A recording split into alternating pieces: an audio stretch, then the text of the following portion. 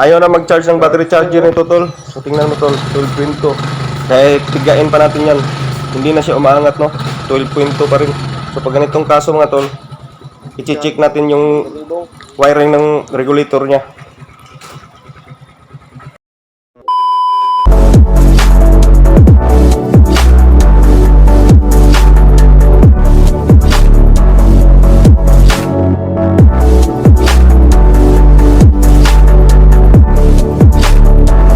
Ayan, natanggal ko ng mga cover tol. Nakita na natin yung regulator no, sa banggadang kanan ng motor. So tatanggalin natin ito tol. Tapos ititis light natin para malaman natin kung nagcha-charge pa ba yung charger ng battery no, o yung regulator ba natin ang sira. So tatanggalin muna natin ito tol.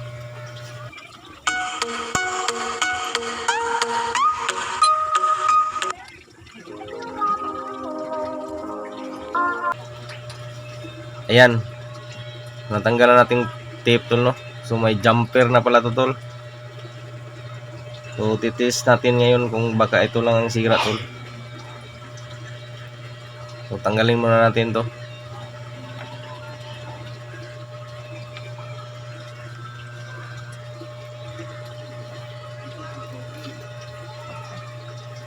Nilagyan na ng jumper dun sa may red wire tol.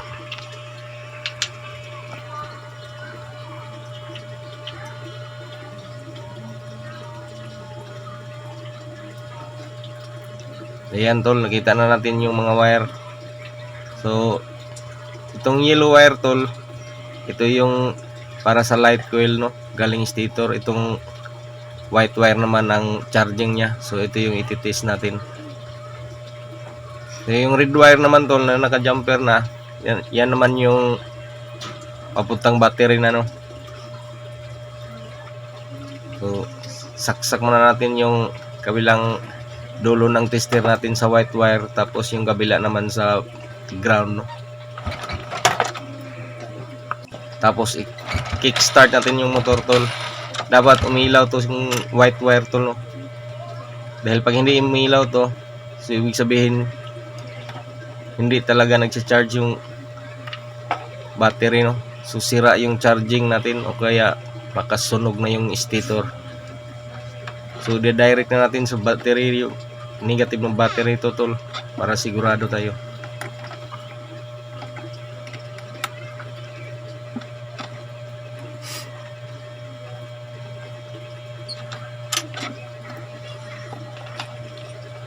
Wala talaga tol.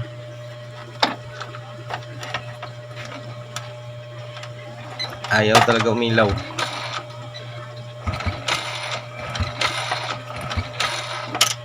So ititis natin yung yellow wire tol. Lagay natin sa yellow wire.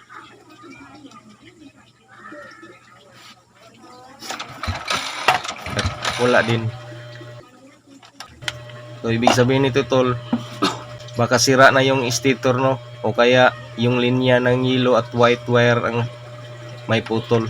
So lilipat tayo doon sa may sakit ng stator mga tol, sa kabilang side naman ng motor. So bubuksan din natin yung kabilang side ng bearings ng motor natin tol. So ikabit na natin tong regulator mga tol, dahil hindi naman dito ang sira. So ibalik na lang natin to.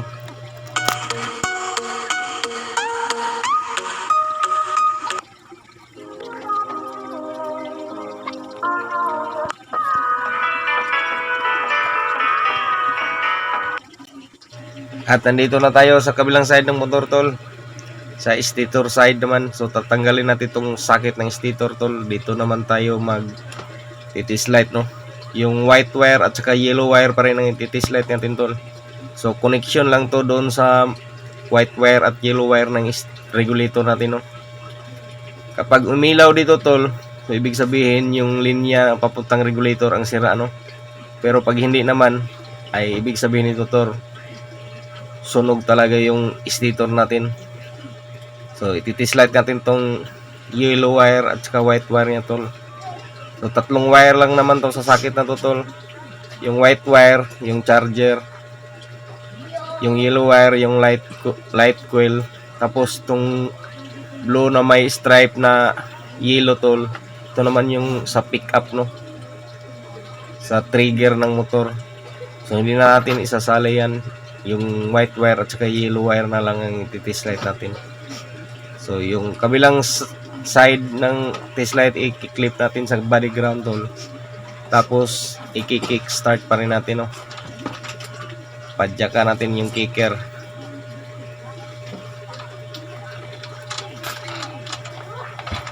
Ayun, hindi pa rin umilaw mga tol.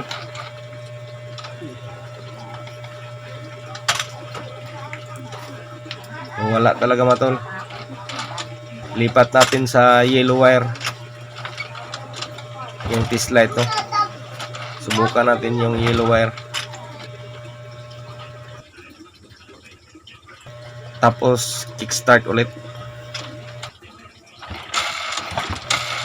Wala rin mga tol. So ibig sabihin nito sira na yung stator natin, no. So buksan natin yung flywheel cover mga tol. Sunog na yung stator natin ito. Palit tayo ng stator.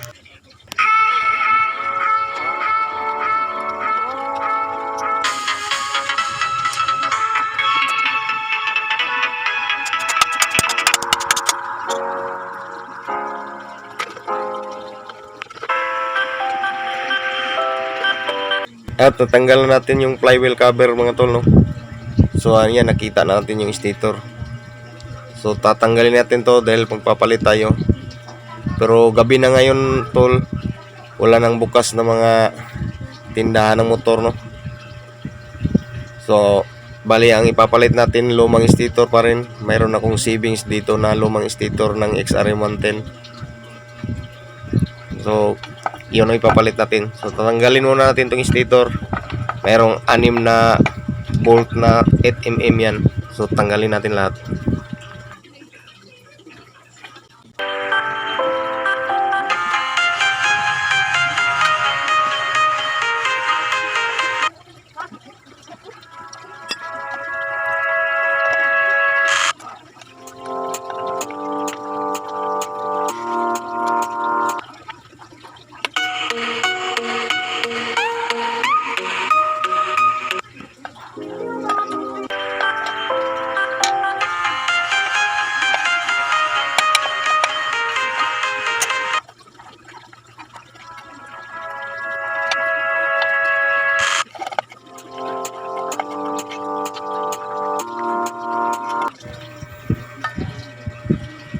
Ito na nga yung stator na ipapalit natin tol.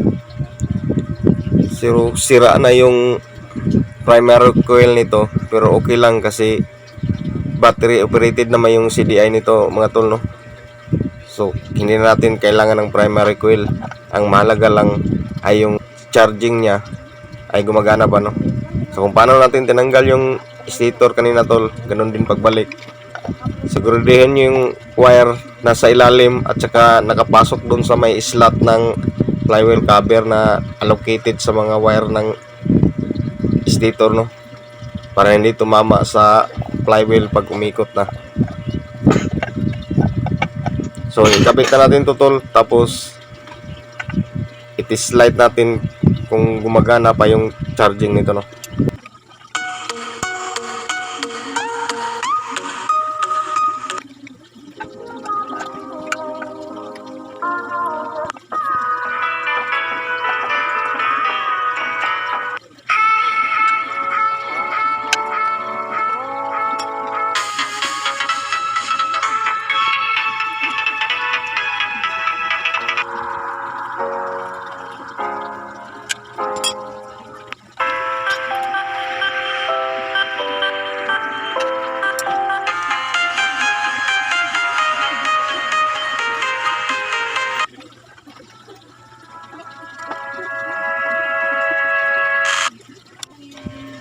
Pag natapos na natin ikabit yung stator tol, i-double check muna natin na hindi nakalabas yung mga wire niya, no, para hindi tumama doon sa flywheel pag umikot na yung flywheel.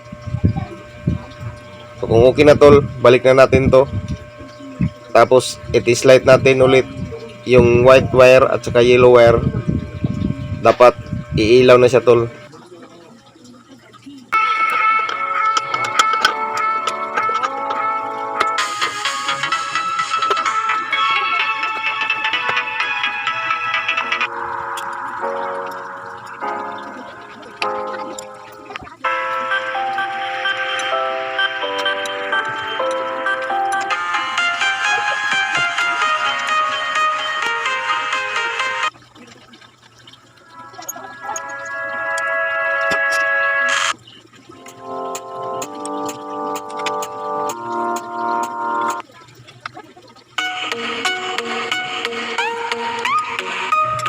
Yun, nakabit na natin tol.